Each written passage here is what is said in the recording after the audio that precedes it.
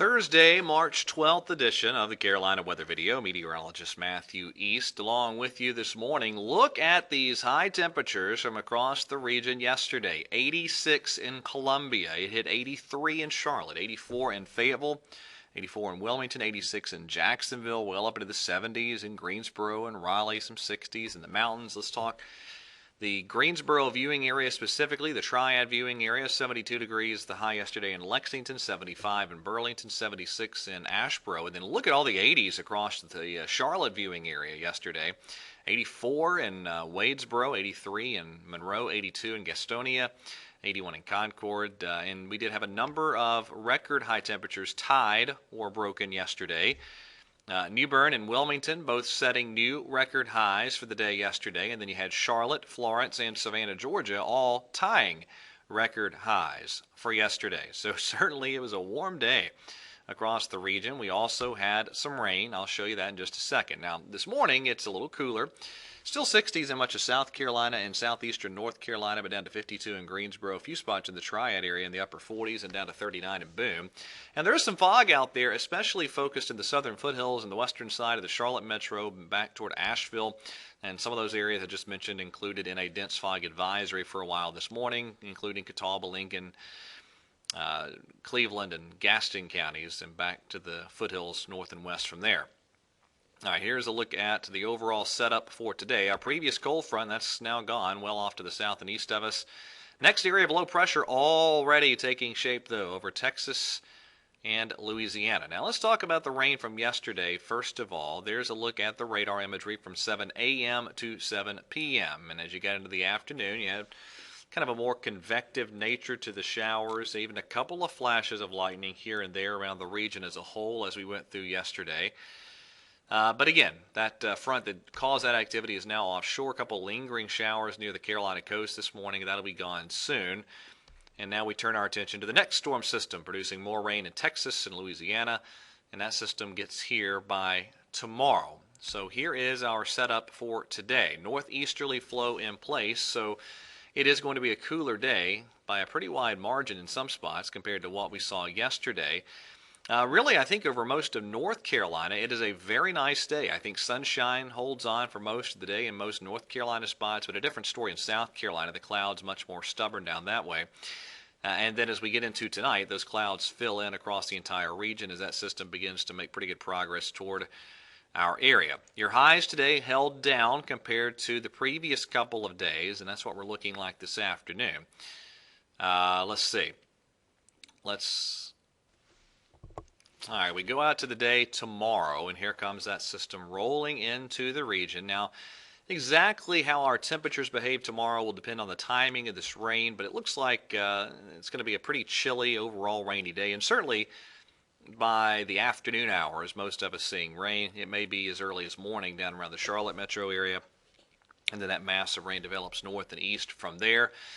Saturday still looks a little tricky in terms of the forecast. I certainly think most of the rain across the I-85 corridor will be over by mid or late morning, and then some afternoon drying as that cold front moves in from the west. But still the timing of things Saturday a little bit on the uncertain side. Now, this is what the GFS model is printing out for rain totals with this system. I picked this model because I think it's probably the most realistic overall. The RPM modeling looks a little too heavy-handed with its runs this morning, but a half inch, 3/4 an inch of rain, probably a decent estimation in many spots. Now, temperatures certainly held down tomorrow with the arrival of the thicker clouds and the rain. And then Saturday, as that wedge begins to scour out, the warmer air begins to creep back in here. And then, really, here's the deal. As we get behind this front on Sunday, there goes the front sweeping through later Saturday. And then here we go. Sunday, drier air moving in. I think Sunday looks very nice with highs in the upper 60s and lower 70s in many Carolina, at least North Carolina spots. And then here's the pattern as we go through next week. Once that trough drives that cold front through here over the weekend, really a great weather setup Monday, Tuesday, probably Wednesday, Thursday overall too. Now there are some differences amongst the models, but I think overall the forecast next week looking pretty good.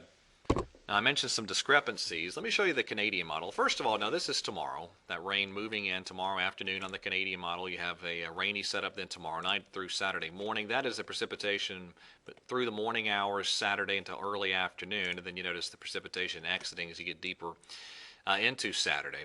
Now, later on next week, this is Wednesday on the Canadian, and then this is Thursday morning on the Canadian. So it actually generates some midweek rain, but not a lot of agreement with that idea amongst the other models this morning.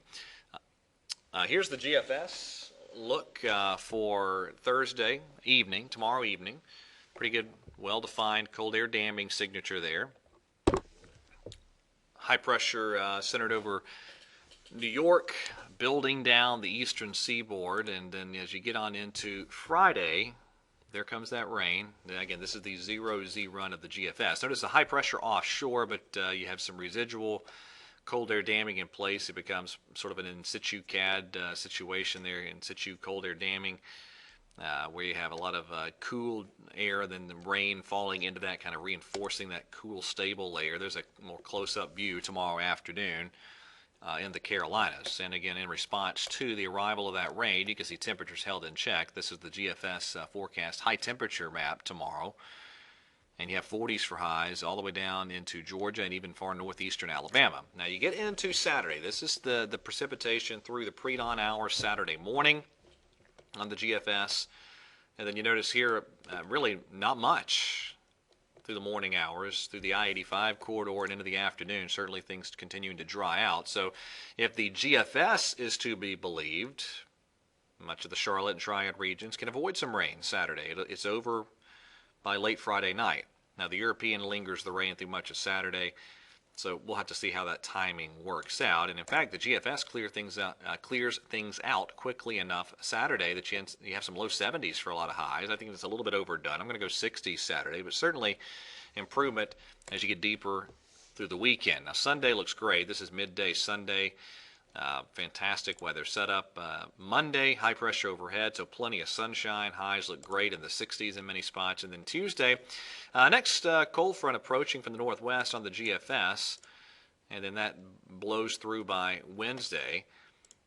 And Thursday, I should say Wednesday, they're still looking pretty good, and Thursday too on the GFS. Now again, I mentioned the Canadian, it had that wet setup midweek, but it's the only model really between the GFS, the Canadian, and the European showing that type of scenario.